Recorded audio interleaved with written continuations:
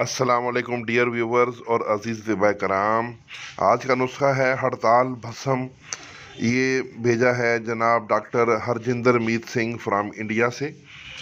تو ان کا mobile number ہے 00919872455696. تو طریقہ کار کچھ یوں ہے کہ آپ نے سب سے پہلے لینی ہے ایک بلب لینا ہے، اور اس کا جو سائڈ پہ سوئچ کی جگہ پہ جو لاک ہوتی ہے وہ نکال لیں پیچکس کی مدد سے، اور اس کے اندر ہڑتال ورقیہ کا صفوف کر کے 10 گرام اس میں ڈال دیں، اور اس کو چولہے کے اوپر پکانا شروع کریں پلاس کے ساتھ پکڑ کر. تو تقریباً 3 سے لے کے 5 منٹ تک اس کو پکانا ہے. جب یہ پک کے چرخ کھائے گا، چرخ کھانے کے بعد یہ خشک ہو کے تو پپڑی سے بن جائے گی اور بلب سے چمٹ جائے گی.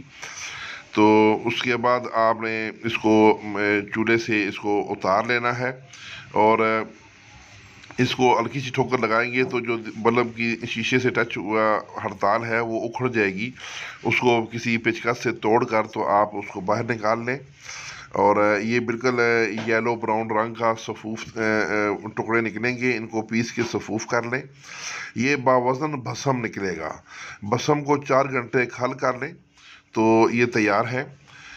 اس کا استعمال ہے جلد کی تمام قسم کی بیماریاں، سوریسز وغیرہ پر بہت مفید ہے، اور اس کو 40 دن تک استعمال کروائیں.